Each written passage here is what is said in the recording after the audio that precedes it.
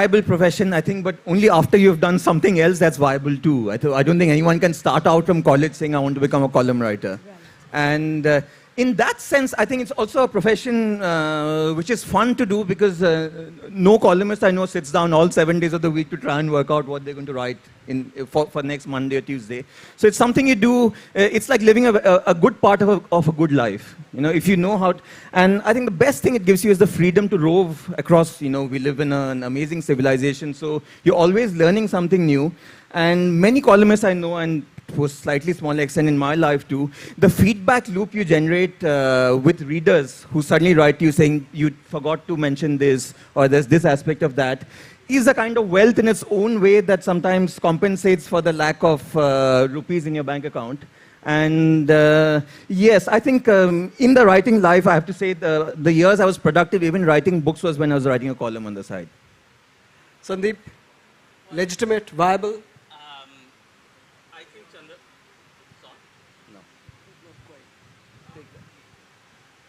Okay. I think Chandrahas is right that you have to have a viable something that has gone on with your life to then merit a column. You can't just walk in and say, I want to be a columnist. Though in this area of internet journalism, I think that is, you can be an influencer and instantly become a columnist. This is entirely possible. In terms of viability, you know, I'm Bengali. So I think, you know, I'm born with the right to exercise an opinion. And I have the right to have 3 opinions about the same thing.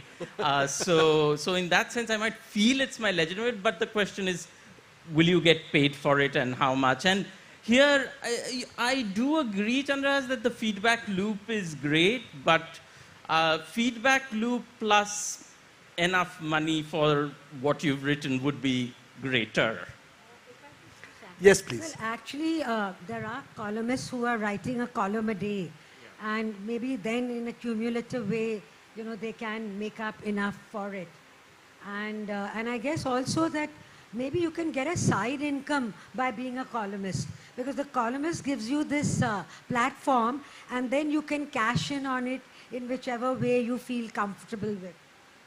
And I want to add one quick thing is, but it is also true, I mean, and I'll just speak for myself as somebody who does write columns, it's wonderful, but it doesn't mean that even if my column is once in 2 weeks, that before the deadline, I'm like, oh shit, a column, what can I write about? Is there anything on which I have an opinion that anyone should care about? Why should they care about what I think about something? I think let's come back to that idea of, I think Chandra, you mentioned how you source your columns and the challenge of the deadline. We'll come back to you in a minute. But just, if I may come to you, Chandra, in terms of the types of columns that exist, does it pose a particular kind of challenge to a writer who is kind of constantly gravitating between genres?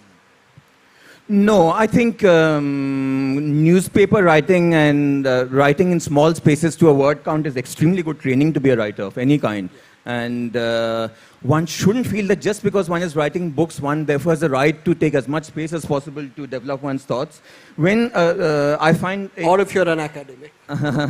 And 800 words or 1200 words is a very it's a kind of focusing device that makes you think, what are the most important aspects of the subject, and how do I set it out in an order such that somebody who reads it immediately feels interested. So that way, I think newspapers and columns, as writers of books, we have a lot to thank newspapers for, because it gives an audience from outside your books. Often, writing columns gives you ideas for what to then put into books. Some things suddenly seems, after you write it up, more promising as an idea, something that you can develop.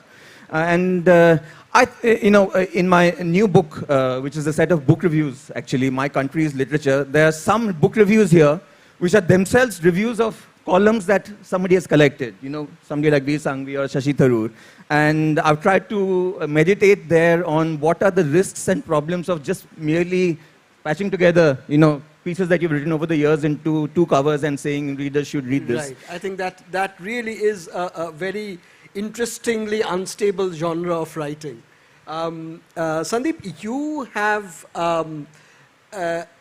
voiced your opinions, and voice is a key word here, on various platforms, including you started your early career in radio Could you tell us about the difference between putting out your opinions in a different medium other than print?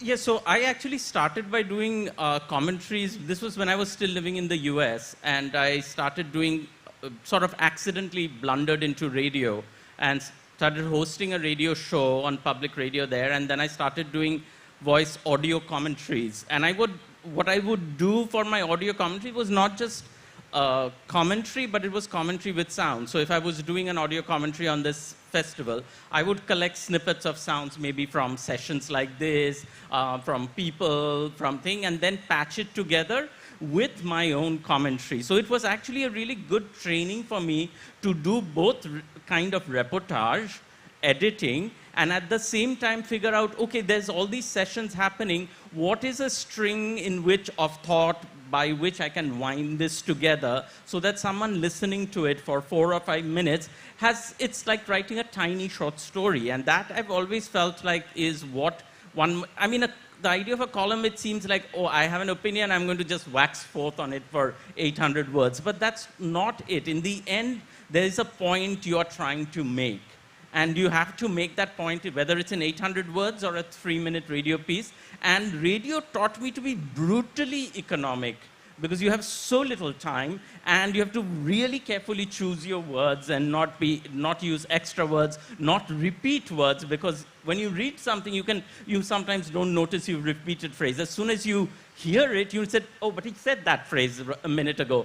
And even now, even when I write, when it's a column I'm writing, it's for print, I will still, my last pass on that column is reading it aloud to myself. And fillers, using ums and yas, they really stand out on radio. The amount of, if you ever do radio, you know how much you knows and ums and likes and things you do. I had an editor who would say, if you're ever nasty to me, I'm just going to put you on the air unedited, and then you'll see how you sound like. Bachi, if I may come to you on that. This is really so Yes. true, because when you're being interviewed on radio, you cringe, because, oh my God, how many times have I said, But, to come back to your question, I think my training, because I am not primarily a books writer. I am a journalist, reporter. So I think a lot of my training has come from, not so much from reporting, but from edit writing. And I know that when I was in the Statesman, I did ultimately, when Jug left, which used to be Jug, Soraya, and me, who were, I used to say, joined at the lip, because, it was either me or Jug. And even now, nobody ever says, Bachi, we love what you write, you and Jug, Soraya. So, I'm always waiting for that other boot to fall. And when they ever say, just by myself, Bachi, we love what you write. Yeah? And then, of course, when I complained to Jug, he says, how come, what makes you think I also don't suffer from that? Anyway, I think You're the Siamese twins of columns. Absolutely. Yeah. No, so I think I really got my discipline in column writing from writing edits, because you had to write that one thought in 400 words. And even now when I write my column, I'm very happy when I've first written 800 words, so then I can pare and trim and really, come down to the essence of it in 400 words. So it's a great discipline. Just one follow-up question, because Sandip, you mentioned training. You also kind of touched upon it. You have spent a lot of your time in recent years in media training. So reflect on that a bit, please. Okay, so I think this is really what I teach, in media, that please, basically this, that for a 400-word piece, please have enough for a 1,000-word piece, so that you can pick and choose, and not just, close your notebook the minute you have enough for your 400-word piece. And I know that we all cringed and we smarted when we were given this 400-word limit, for even articles. But in hindsight, it was such a big disciplining thing, because you read any newspaper report, and I challenge you that you can cut it down to a third without losing anything. Because they will say it in direct speech, then they'll say it in indirect speech, and it's such a waste. Over to you, Chandra. You I just wanted to add a couple of pieces to that. I grew up in, I think, in retrospect now, was the last great age of newspapers in India, the 1990s. And I arrived as a 9-year-old in Bombay in 1989. And nobody was more delighted than my father. He said, finally, we've arrived in a place where decent newspapers are published. And there's lots of personalities. And every Sunday, he would buy midday, afternoon, all these other papers. And we sit all morning reading them. And Illustrated Weekly. I really miss Illustrated. I was a little too young for that, yeah. But I'm just going to read a paragraph from this about my father and columns. There are many great writers whom I enjoyed reading. But for me, for my father, there was one writer above all. The model writer to my father's mind was Behram Contractor or Busy Bee, the elfin editor of the Bombay tabloid, The Afternoon Dispatch and Courier. Come rain or sunshine, the 700 words of Busy Bee's column Round and About appeared every weekday on the last page of the afternoon and were read by thousands of office goers in cafes and restaurants or on the journey home from work in a crowded Bombay local. Did Busy Bee ever get held up by the flu? No. Did he ever wait for inspiration to descend from the heavens? Never. His job was to write, and he wrote. Very strong stuff to digest when you're a teenager. But now that I'm a professional, I practice it like a peach. And one last story, since Bachi is on stage, I was only 9, so one day I asked my dad, Dad, what is the meaning of pun? And he was reading something, so he took out the newspaper and he showed me Bachi's column. He said, read Bachi Karkaria. So I was like, okay, now I understand. And then how parents, whenever you ask them a question, they add 2 or 3 questions of their own, something comes to their head. So he said, now you ask me, what is the meaning of fun? I said, what sort of trick question is this? What is the meaning of fun? He said, read Bachi Karkaria. But I would have taken joint issue with your father because I hate to be called a pun pundit. Because a pun is just a play on words for the sake of it. But I remember, and I'm very grateful to Sunanda Dattare, who was my editor in The Statesman. And actually, he was the deputy, and the editor was, in fact, Omlendu Dasgupta. And Omlendu, once Chandan Mitra sort of did about, at the time of all this Ram Mandir, he did a 3rd edit, taking, this word Ram, battering Ram, this, that, with no connection with anything. And Omlendu said, see, anybody can write a 3rd edit. And Shunanda Dattare, God bless his soul, said, of course not. Bachis is not just a play on words, it's an intelligent association of ideas. So in future... Yes, I don't think my aim was to suggest that you are mainly known by that, but merely that touch of irreverence is always necessary in language on a page that is very serious, and that is what people look forward to reading, that, it's not just... So there has to have a context. If you're playing on words, it has to be relevant to the context that you're doing. You can't just take a word like hat and then say hat trick, drop your hat, eat your hat, without any reference to what's happening. So I think that's a really fascinating way of looking at words and wordplay.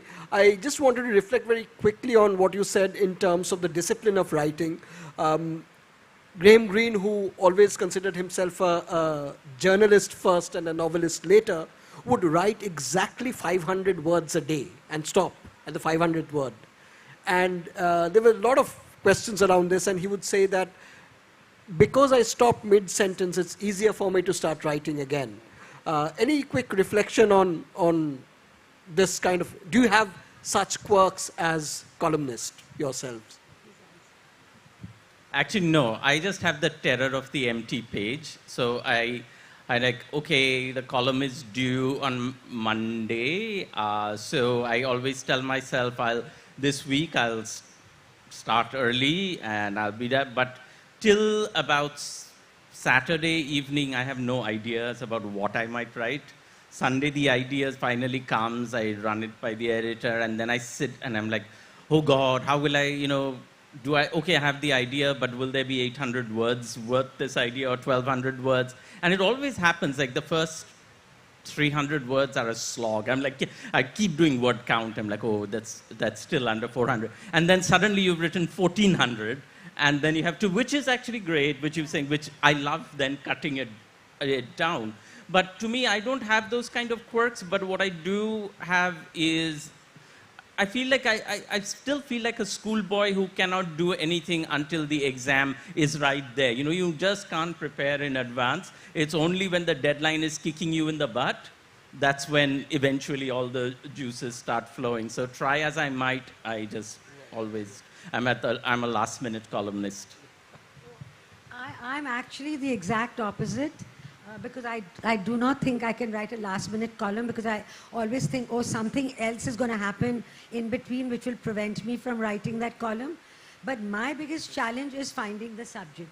Once I have the subject, I'm enough of a hack to then, write about it.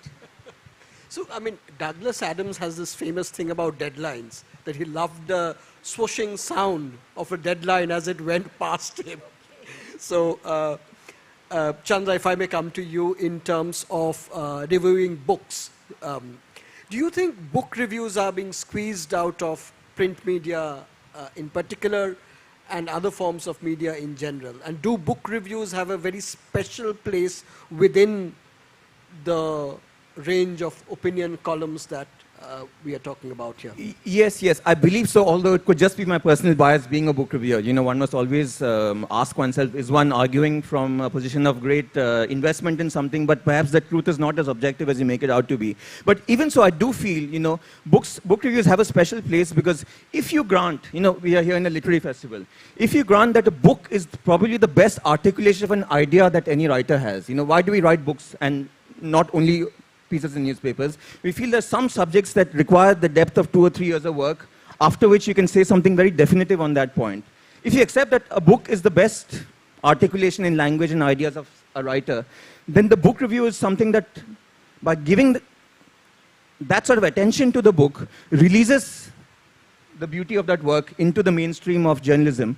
And from there on, readers can work out, am I interested in this book or not? But it has to be an authoritative report by someone who also loves books and who can sometimes also say, this book is not worth your time. It's also the book reviewer's task to judge, sometimes at the cost of relationships ending or friendships being disrupted or people then wanting, being your enemy for the next 30 years, that this really, your duty is to literature and not to any writer.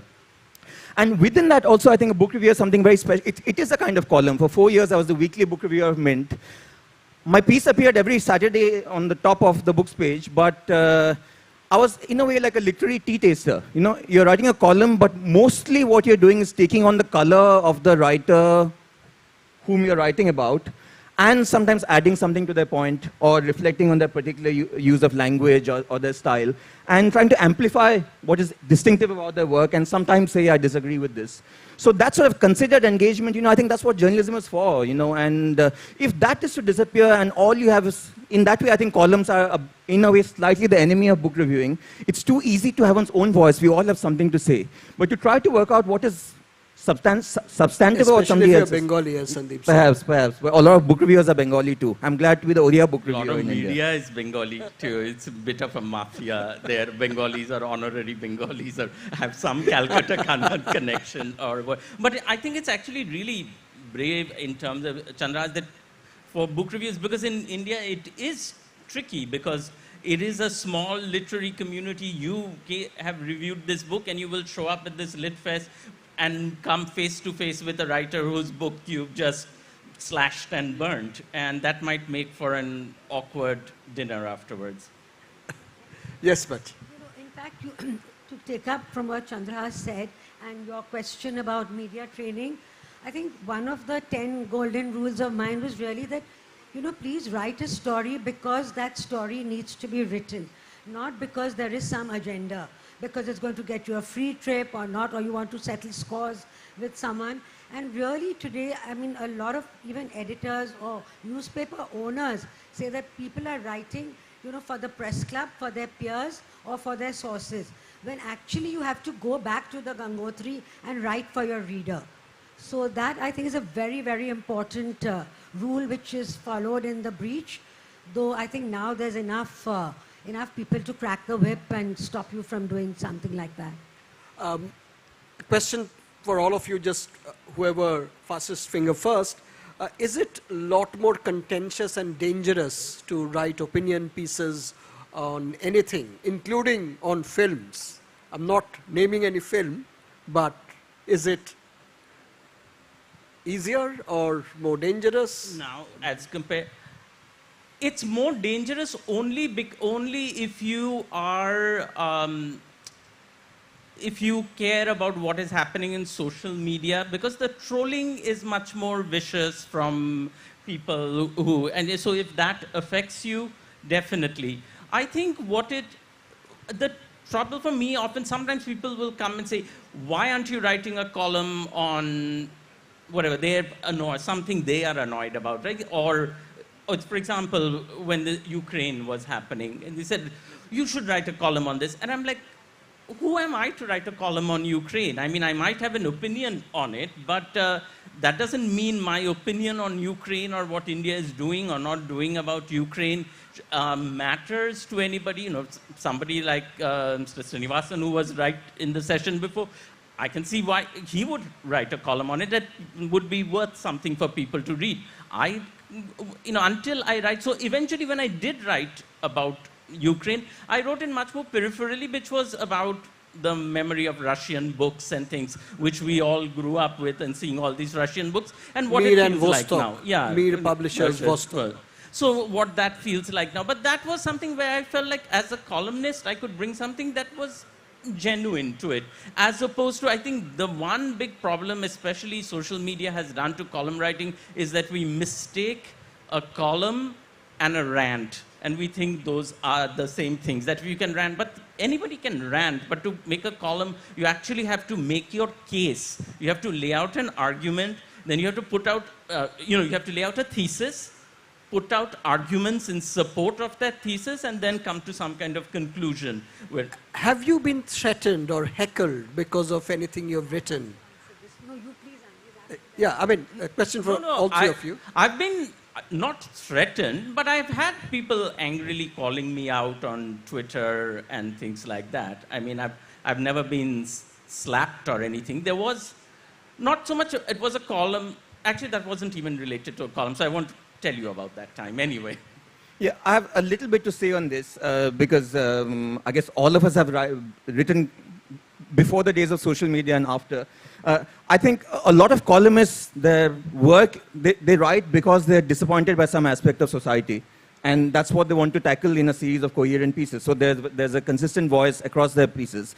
But it's only after about 2014 or 15 that in writing a column, you're more disappointed in society after you write it than before because of the way people react to it. And you realize even those who actually you thought understood you present a very distorted picture of your argument, and those who don't understand you think that you are only next to the devil.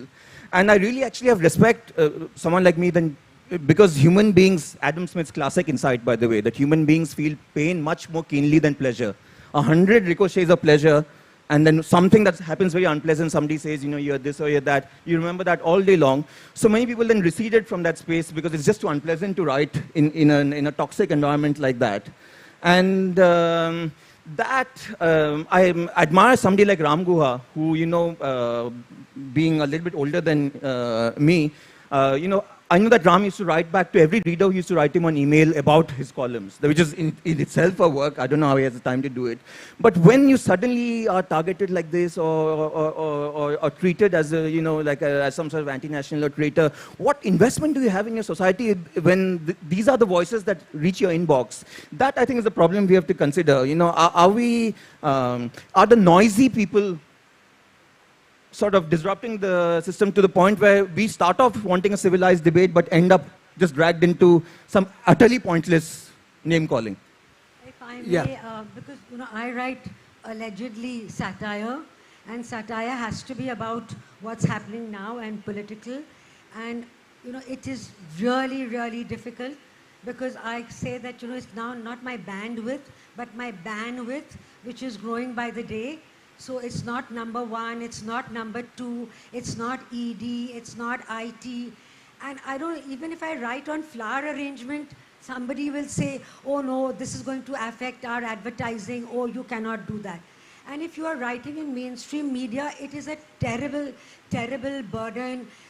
The worst kind of writing is to be writing with someone looking over your shoulder, because then you end up doing self-censorship, which I think is even worse than being censored. For your information, I never read the trolls Because if I were to read that, I would never write. I would never write another line. And it's not just like, okay, today it's as bad or worse than it has ever been. Never in my almost 50 years in media has the media been so compromised, has the media been so sat upon as it has been in the last 8 years. But having said that, it's not as if it wasn't there before. Anybody with even an iota of entitlement equity felt that they could put their foot down and say, don't write about me. Amitabh Bachchan, who I admired and liked for several other reasons, boycotted papers who ever wrote anything about him. And it is like, formally writing only good and unalloyed good. It used to be a thing in the journalism books that concerning the dead, nothing but good. Nil nisi bonum. Now it is the birthright not only of the dead but of the living. That you cannot write anything that is even balanced. It has to be just, glowing, narcissistic things which please them. And I mean, I don't know, it's really getting so difficult. I know that during the emergency, R.K. Lakshman, the cartoonist, when he would go to a party and someone would still ask him, well, what do you do? He'd say, oh, I'm a carpenter, I'm a dentist, because he was no longer a cartoonist. But now we really operate under an unofficial emergency. And I'm really sorry to say that newspapers are making the same mistake that they did in the emergency, which is when you were asked to bend, you chose to crawl. Because, that is really the worst thing that is happening today. And I will not continue because otherwise I will not stop. So in a past life, I was a software engineer. And so now sometimes when you go to some random place and people ask you what you do, sometimes I think it would be it's almost tempting to just say, oh, I'm trained as a software engineer, instead of revealing that you are in media. And, so there is a bit of self-censorship happening is what I get. I mean, would you also agree, Chandra? Yes, I guess so. Or there is not that same pleasure in reaching out to an audience. I'll put it that way, maybe. That sense that actually we have a very diverse society, and by putting out an idea that you've thought about for a week, actually improve the quality of the discourse. I think that perhaps there's a moment of slight disillusion with I will admit that there is self-censorship, because I think now, before I write a column, I do think a lot more about it, the pros and cons, and what I'm going to add to it. And I'm more careful about the way I phrase things, mostly because, I mean, you want to express your opinions, but, what we say in Bangla, khal kete kumirana, you don't want to carve the passageway to bring the crocodile into your house, because in the end, look at it, as columnists, many of us, we are like free, we are freelancers, basically. There is, if a column I write gets into trouble, the paper that I'm going will have no compunction about cutting me free. I think that's a very pressing thing you touched upon, this whole cancel culture thing. And this, as a sports nut, I see that happen in sports too. Commentators are being shut down because of having voiced their opinion on a particular cricketer, and the entitled equity you spoke about. Cricketers are now aghast if commentators criticize their technique or whatever. But just to change the topic a little bit, as columnists, have you eaten your words?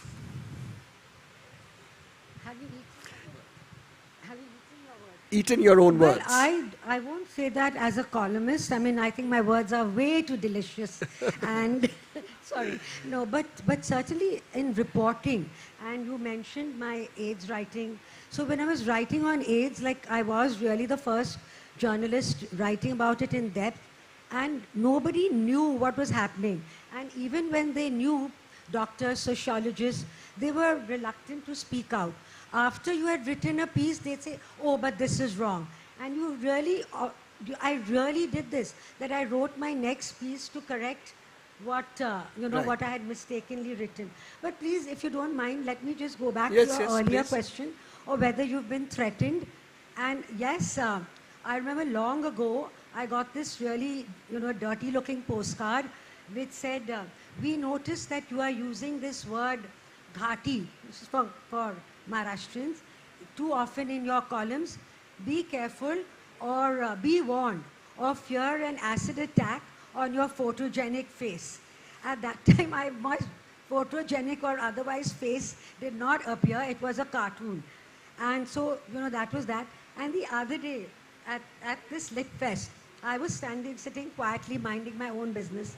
And a gentleman came up to me and he said, very politely, oh, we love what you write and you're such a powerful writer. And then gradually he said, you used to write all this about Jyoti Basu and you said bongs. So, all communities have their failings. So I again cringed, as you said, you have to face the person. I said, yeah, but I also write about Parsis and I write as cuttingly. He said, oh, but Parsis are all rich, so it doesn't matter what you say about them. And I was flabbergasted because by you've that just argument. written this column on Yes, about Jamshidi yes, Navroz, correct. which So, was brilliant. I think being self-deprecating is the most sophisticated form of humor, and it's much better that you laugh at yourself rather than have somebody else laugh at you. Bachi, your ride is here. So Bachi has another session just now, so I think we'll have to let her go. I'll open this panel up to questions from the audience. I think, thank you so much, Bachi. It's a pleasure having you here back in Kolkata and back at Kolkata Literary Meet.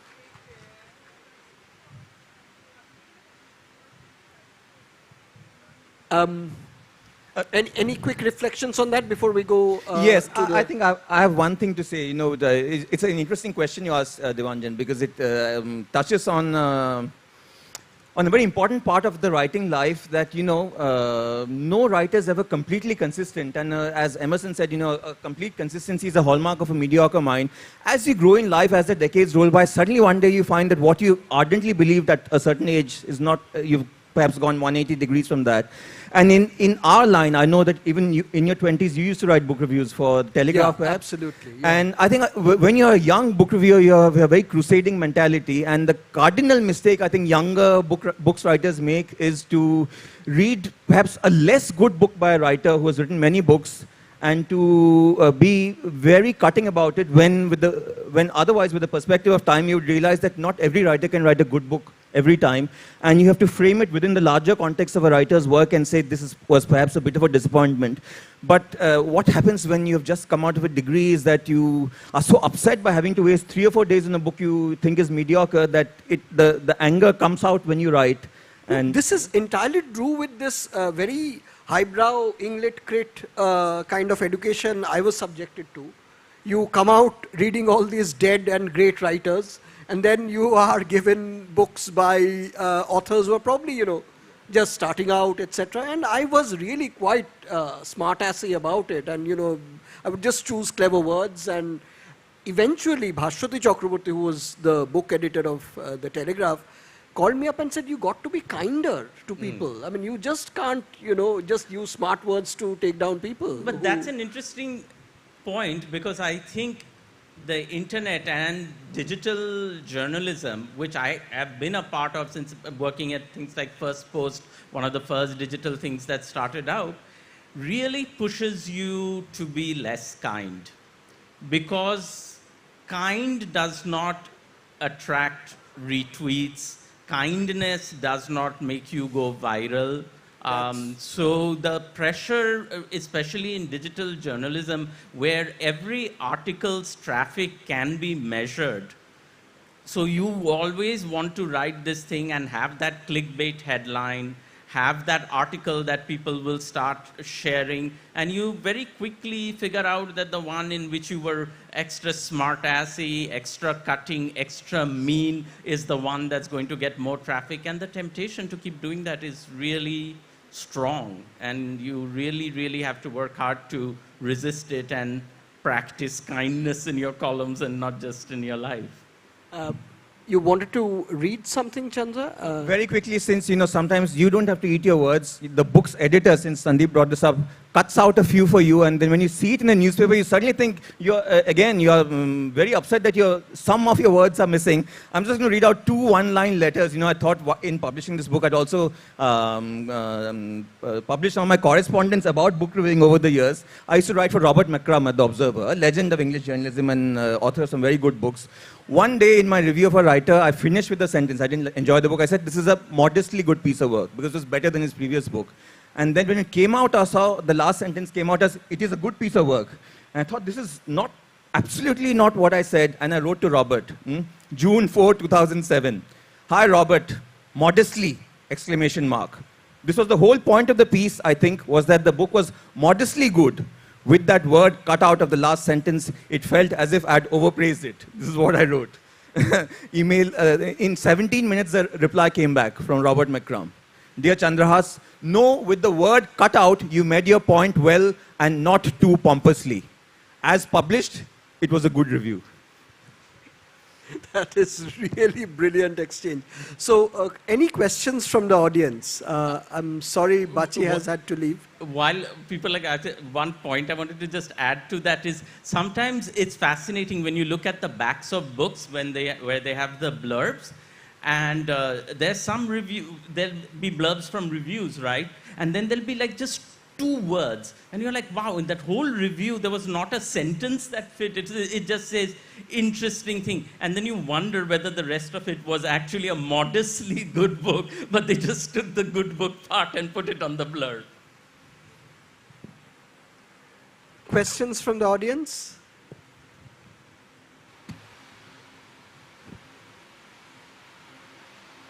Right.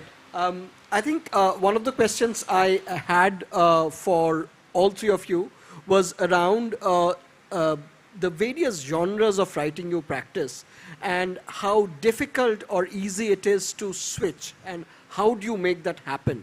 Both of you are novelists, and both of you have, a variety of opinion pieces and journalism that you do.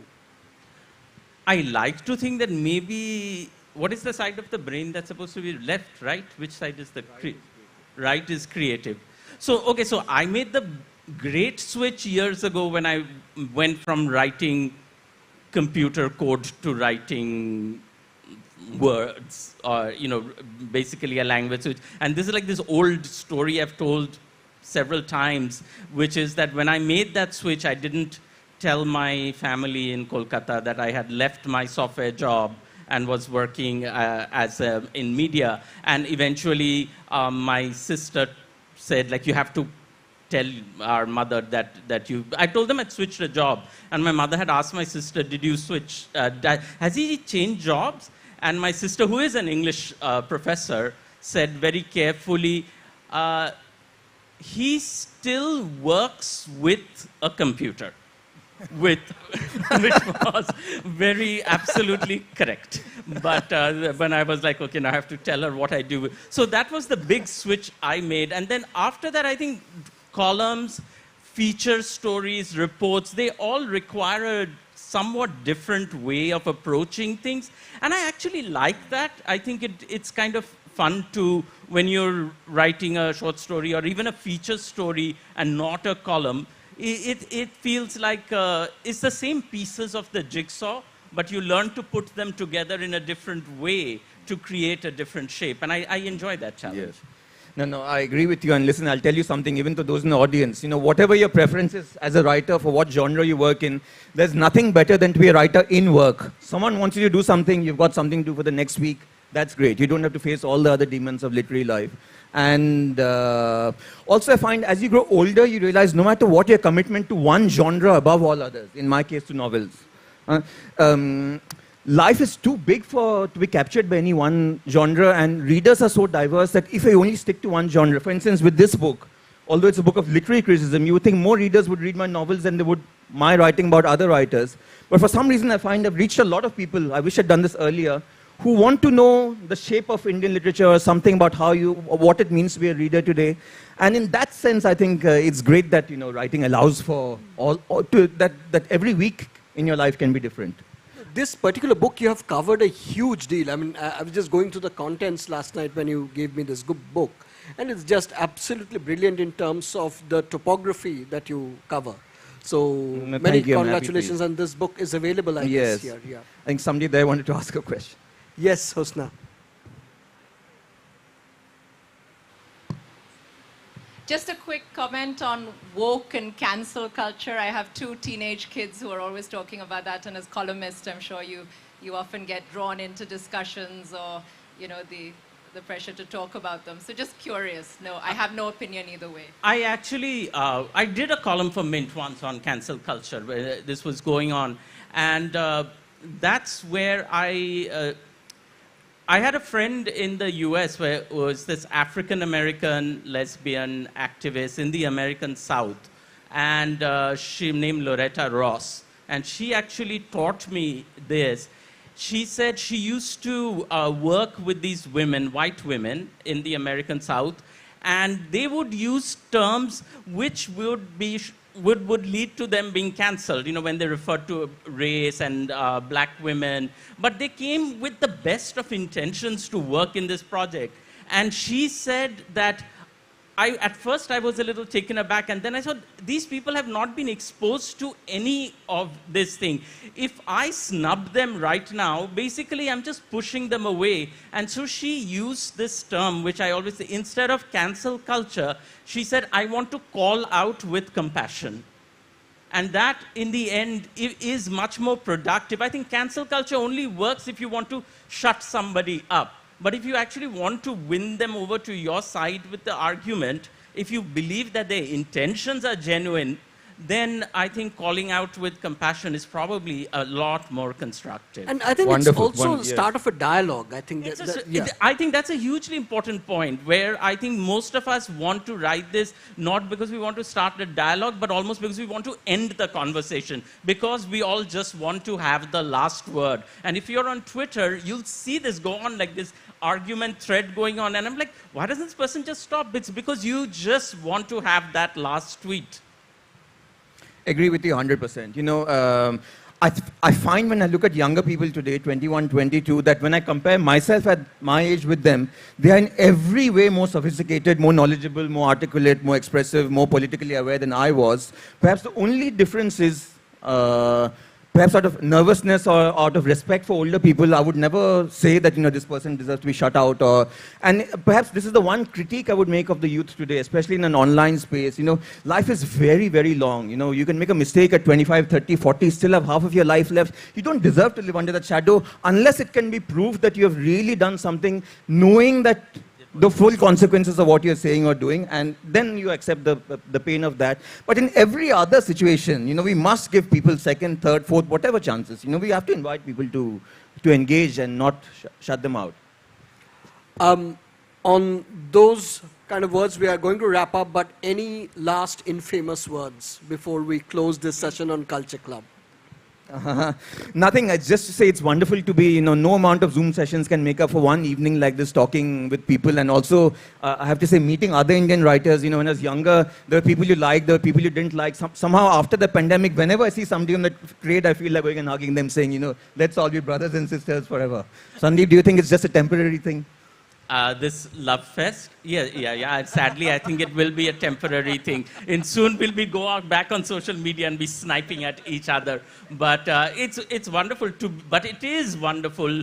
And this is the 10th edition of the Kolkata Literary Meet, right? And I have the scarves and bags from every edition. I could do a little scarf fashion show of the Kolkata Lit Meet for 10 years. But you also realize how much you take these things for granted until something like a pandemic comes and pushes you online. And so it is wonderful to be here, to see everybody here and actually meet people physically and realize that, you know, like Zoom is important. Zoom makes a lot of things convenient, but in the end, there is a give and take that can only happen in person. And so thank you very much for coming, and thank you to Kolkata Literary Meet for doing this. Thank you, Sandip.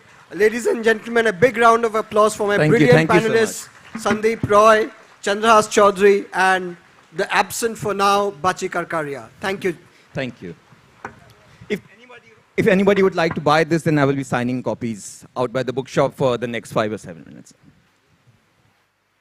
Thank you so much, Debanjan, Chandrahas, and Sandip, and of course Bachi, who is now doing another session at the other venue.